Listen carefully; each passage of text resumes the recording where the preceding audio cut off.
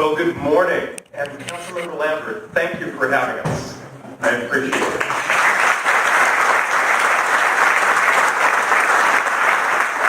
In case you're not aware, my name is Constantine. I'm the King County Executive. If you're expecting something else, I apologize, but we'll try to keep it entertaining.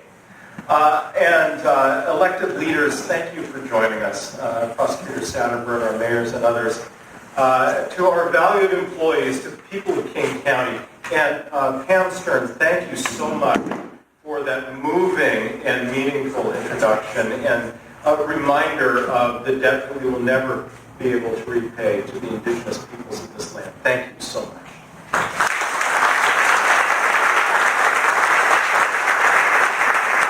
Thank you all for joining me at the Preston Community Center, this beautiful county facility here in the Cascade Foothills.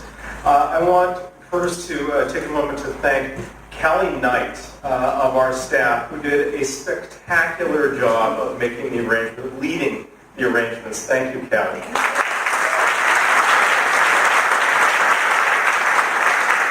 A special treat for all of us today. I am pleased to welcome my predecessor, a man who served this county as executive for 3 terms, as one ought to. A dedicated and beloved public servant, Executive Ron Sims.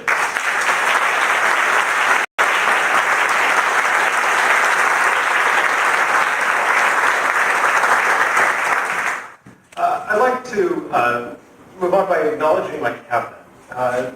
The directors of our 9 departments, and there are a number of new faces. In fact, last year I brought on 6 new department directors who share my vision for a regional government that works for people. Tanya Ham, our Director of Information Technology and our Chief Information Officer. Anita Campbell, who is our Director of Public Defense. Leo Floor is the new head of the Department of Community and Human Services. Jay Osborne is our Director of the Human Resources Department. I named Rob Gannon the Director when I elevated Metro from being a division to being a department. And John Taylor, who is the inaugural Director of the Department of Local Services, Councilmember Lambert. I created this Department of Local Services last year to bring a new level of attention to the unincorporated areas of King County. 250,000 residents who, taken together, would constitute the 2nd largest city in the state of Washington. Along with the Roads Division, the Department of Local Services includes permitting and community services.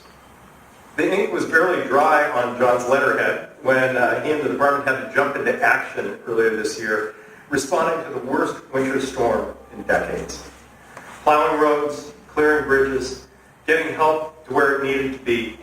John and his team served the people of rural and urban unincorporated King County. Our roads crews ended up plowing the equivalent of 20,000 miles, and at our busiest we had over 160 people out in the field working.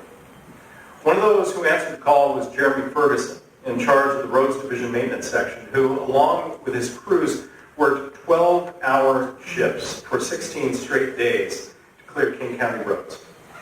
John, Jeremy, as well as leaders and union members representing the roads staff, for all that you did in those few weeks in February, and for your commitment to people of Preston and North Bend and Carnation and all of unincorporated King County.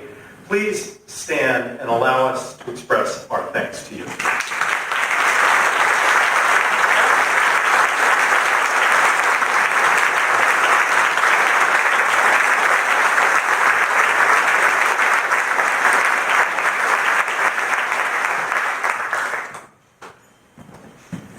Ron, it was 10 years ago this fall that I took the oath of office to be our county executive.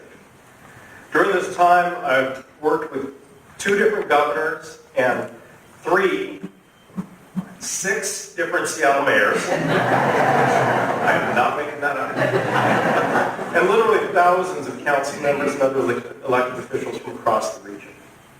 In this, my 3rd term, I can see all that we've done and the work that remains unfinished to accomplish my goal of making this a welcoming community where every person can thrive. That is our true north. making King County a welcoming community where every person can thrive. These words, each of them has meaning. Making, this is a process. We're not there yet, but through continuous improvement, we'll constantly strive to get there. Welcoming means opening our arms to newcomers, yes, which is so important in this moment in our nation's history, but also to long-timers who are feeling insecure, challenged by the pace of change all around us. Community. As we all know, our community is in fact many communities, and we want the entirety of King County to be a place where opportunity is abundant. Every person. We believe that every single person has value, that nobody is a write-off. We don't guarantee success. We work every day to create the conditions for people to make the most of their lives. So making King County a welcoming community where every person can thrive. These threads run through all the work we do. And we know how we're going to get there, by combining smart, progressive policies and the nuts and bolts of effective government. We orient ourselves toward that true north. These two components, ideas and practice, values and governance, help make King County what it is today. By looking back at the challenges we faced in 2009, we can see the progress we've made and how far we've yet to go. Of course, we couldn't have done any of this without strong collaboration from our represented workforce. Back in 2009, the nation's economy was reeling, and public employees felt the sting of layoffs and wage freezes and days when they were told to stay home without pay. That wasn't enough for some people who wanted to scapegoat public employees, to attack their unions, who wanted to strip government to the bone just as the need for services skyrocketed. Remember Scott Walker of Wisconsin?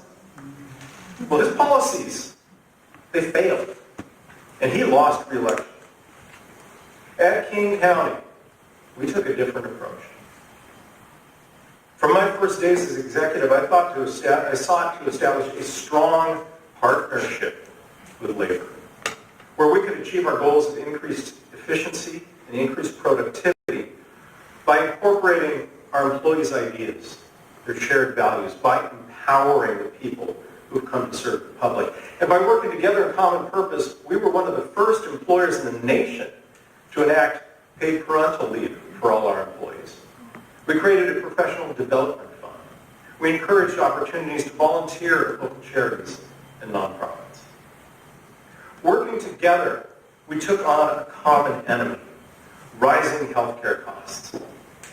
And not only did we win that fight, it is a fight that Executive Sims started with healthy incentives, but we continued to improve health outcomes for our employees. Harvard's Kennedy School recognized us with the Innovations in American Government Award. Most important, we stand united in our mission to deliver unparalleled customer service to the people of King County. The Department of Local Services is one more example of that commitment. No one exemplifies that commitment more than Eric Stark, 7-year metro operator, a member of Amalgamated Transit Union 587, who garnered international headlines last month for what he did on the job. By now you all know the story. While at the wheel of his bus, Eric was shot in a random attack.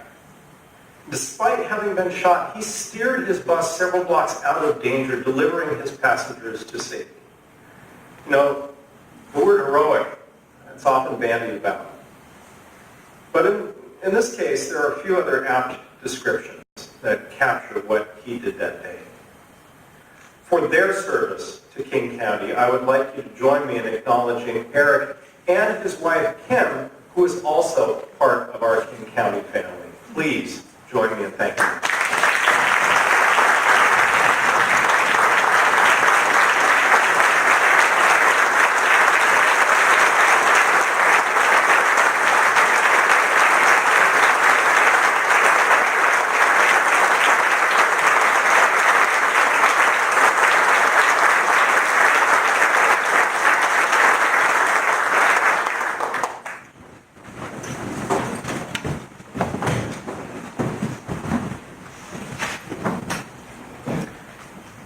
Ultimately, government is at its best when it collaborates, when it brings people together, when it builds bridges and partnerships to deliver outcomes that cannot be achieved going it alone.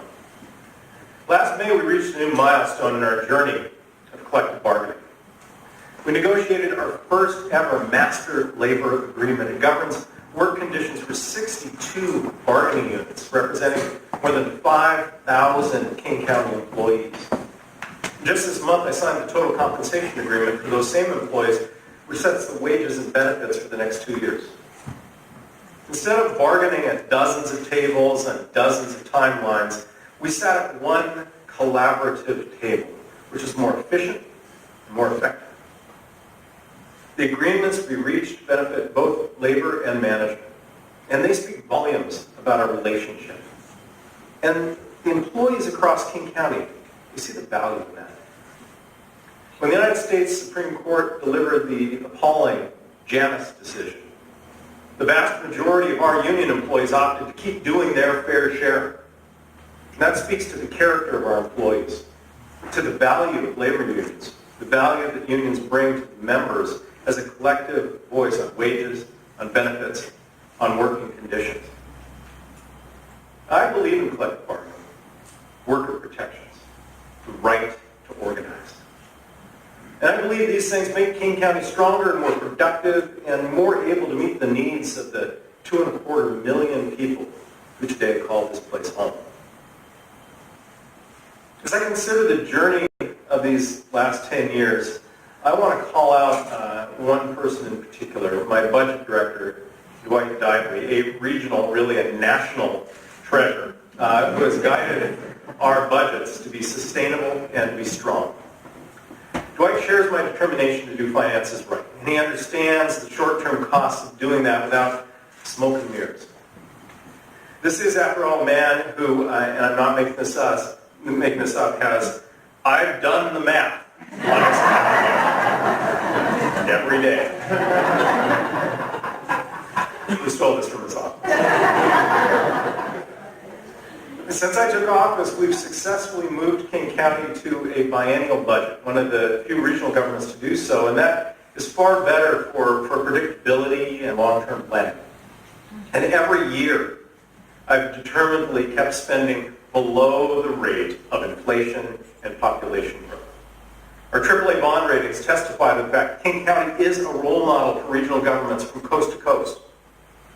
We've created comprehensive financial policies for each of King County's 140 different funds to best manage risk.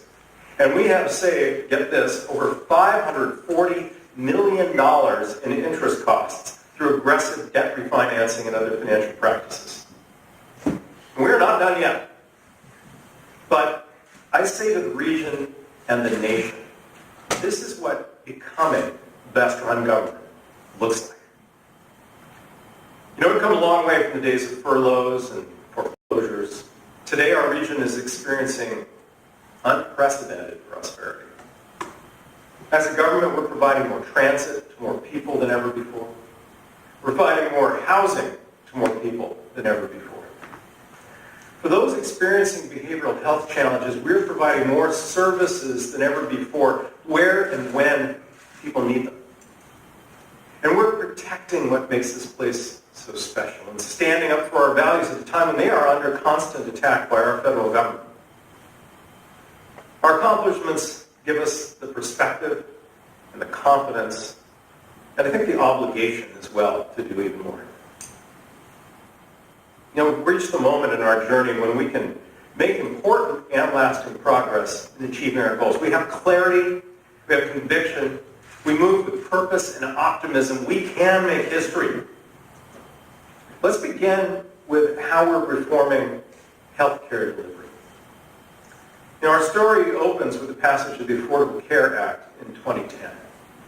When the health exchanges finally went online and the political dust settled, we knew that this incredible opportunity to improve the health and well-being of our region would be successful only if we enrolled people from all walks of life, people in every zip code in King County. We knew that simply opening a county storefront somewhere and waiting for people to drift in would not be sufficient. We needed to engage people on their terms, as we never had before.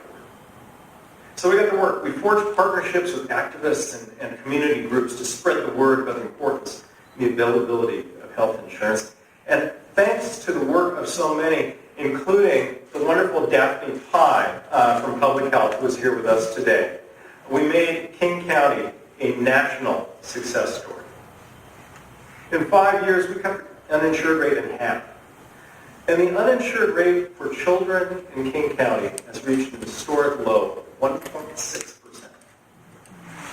And just as we've been the champion for the ACA, we're a national leader in family planning services and education. Today, because of our hard work, King County is one of the lowest teen pregnancy rates in the country, 2.5 times lower than the national average. Our success with the ACA and family planning and other community trends dropped demand for maternity support services and women, infants, and children, or WIC nutrition clinics, by some 35% in recent years. And so now we have an opportunity to re-examine our clients' needs and to refocus our resources to provide the greatest access to quality health care to the most people. So today, I propose a new model for delivering maternity support and nutrition services. We will create 4 mobile teams that will visit food banks and human service agencies and community centers throughout the region. And for our highest need clients, women experiencing barriers in their lives like homelessness or mental health challenges or substance use, or even like language or cultural differences, we will create a community support program, and for those women and families, a specialist will visit with them one-on-one in their homes or in another community location. While we offer these new services, we are also keeping our maternity support and WIC nutrition clinics open to continue serving the women and families for whom that system works best. I want to thank our public health partners who support our changes, and they're here today with us. Health Point, Neighbor Care, Mary's Place. I also want to thank Director Patty Hayes and public health staff for their careful and innovative thinking. Yes, change is difficult. Uncertainties provoke anxiety. But I want to make this absolutely clear. Nurses and other health professionals take our values of inclusion and compassion and they put them into practice every moment of every day. Without their hard work, our public health mission would simply be good intentions without action. We stand together, all of us, to provide care to women and children on their terms in ways that make the most difference so that our partners, our communities rather, are healthier, they're stronger, and so that all children born in King County can have the opportunity to grow up healthy and to fulfill their potential. Earlier this year, I announced our 9th expansion of Metro Transit service in 4 years to meet the rising demand for transportation across the region. Now, if you get in a time machine and go back a decade, you remember I mentioned that recession, you'll find that we faced a much different scenario. The Great Recession tanked sales tax revenues on which Metro relies. And Metro had to weather significant service cuts. And those cuts have still not been restored in many parts of King County. What helped Metro regain its footing was a combination of factors. First, Seattle voters filled the gap to keep buses on the road after a King County-wide ballot measure failed. Then the regional economy, of course, rebounded. And our bottom line improved as we doggedly pursued financial reforms and new service guidelines that put buses where the service was needed the most. The next frontier for the Metro Transit Department is completely rethinking mobility. How you bridge the last mile between your home and a transit stop. This has been a goal of transit planners for decades. To make it happen, you need to be innovative. You need to offer people new ways to get around, to respond to their needs and how they live and how they commute. This is the genesis of Metro's Ride To and Via To Transit programs. They offer on-demand shuttle services to and from transit hubs. We launched pilot programs in Eastgate, in West Seattle, and as of last Tuesday, in Southeast Seattle and Tukwila, picking up people near their homes and taking them to the Mount Baker, Columbia City, Othello, Tukwila, and Rainier Beach light rail stations. Now, in fact, when we were announcing this new service on Tuesday at Mount Baker station, I asked the mayor of Tukwila if he had taken light rail to the press conference, because it was at a light rail station. Turns out he tried, but he couldn't find parking at Angle Lake, so he drove the entire distance to Mount Baker. Well, now he and thousands of other residents have a better option. Our goal is to grow our transit ridership even more and to uphold our principles of equity, accessibility, and financial sustainability. Now, on this mild and very typical spring day, it's hard to cast your mind back to those snowy weeks in February, but the folks at Metro will likely never forget the snowmageddon that so quickly followed Viaduct. Along with cities across the region, we created an emergency response plan for the worst weather, and for 10 years, we never had to take that emergency plan off the shelf. But for the first time, Metro made it operational, deploying buses on routes that had been cleared and plowed by prior arrangement with our cities.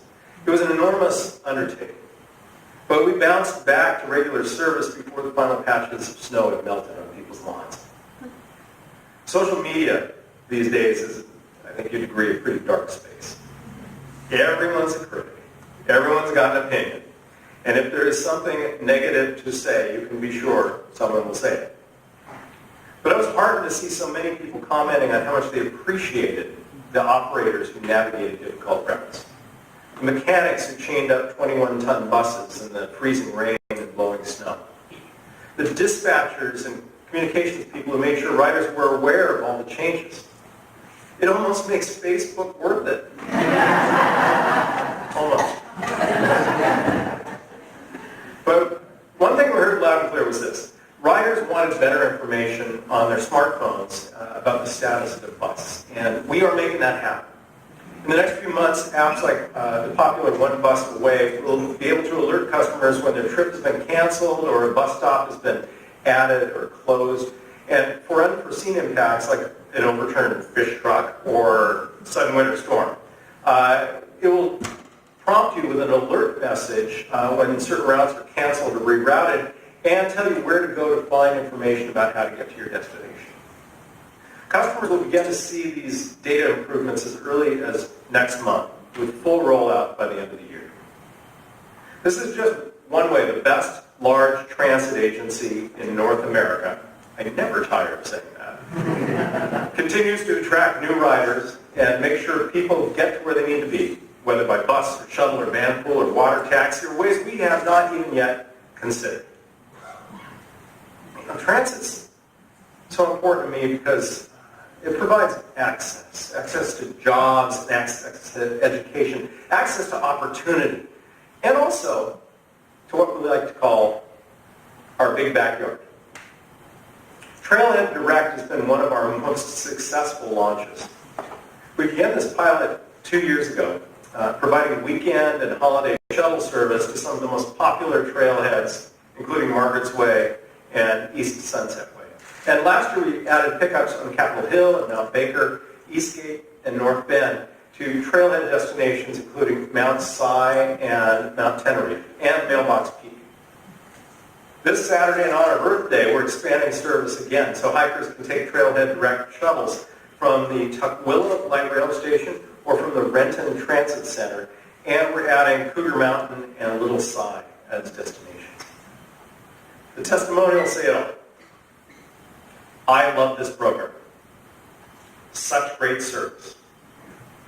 We used this awesome service several times this season. Keep it going. You should run an IKEA shuttle. I hope that Rob Gann and Christy True will be getting on that immediately. Here's the thing.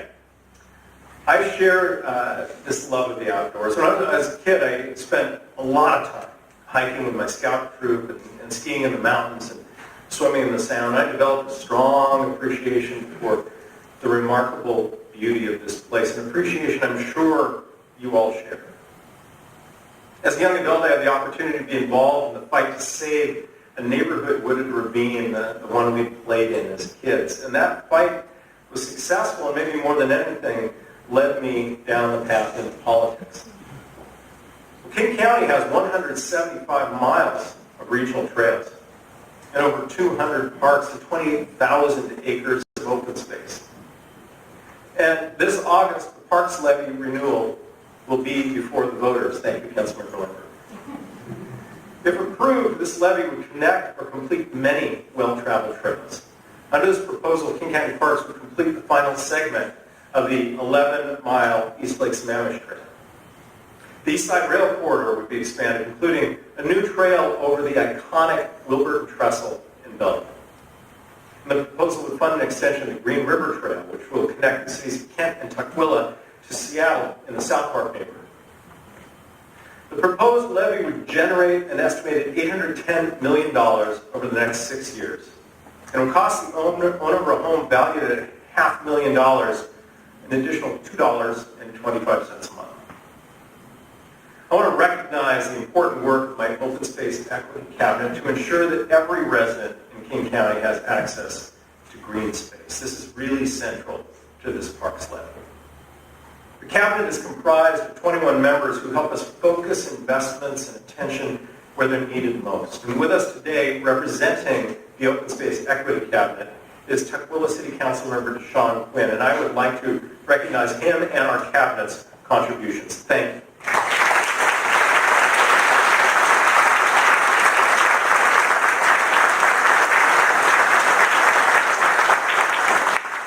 The Parks Levy would maintain access to county parks and recreation and help restore and protect our rivers, our forests, our natural areas. And it will assist in tackling climate pollution. To celebrate our big backyard, I'm embarking on a tour, wait for it, 100 miles in 100 days in our King County parks. Now, I know what you're thinking. 1 mile a day is not exactly Jim Whitaker-esque. But with my schedule, it's going to be more 10 and 20-mile chunks at a time. So however it works out, we're going to do it. And it is a way to illustrate the beauty that is just on our doorstep. I'll be walking the East Lake Sammamish Trail and the East Side Rail Corridor. We're going to run the bases or jog the bases or something at Steve Cox Park in White Center. And I'm going to ride and raft and maybe even rappel through our other parks in King County. And in fact, after this speech, I'm going to be putting on a pair of hiking boots and heading out on the Preston Snoqualmie Trail, which is just a stone's throw away. And you are welcome to stick around and see me off, or if you brought your hikers, join me for a mile or two. As the summer rolls along, watch for my social media feeds for updates and share your own experiences. Let this be a year when we all get out and explore our big backyard. Now, as we take on difficult assignments, following our true north means uniting our progressive policies and investor-owned government to solve some of the most difficult and long-standing challenges.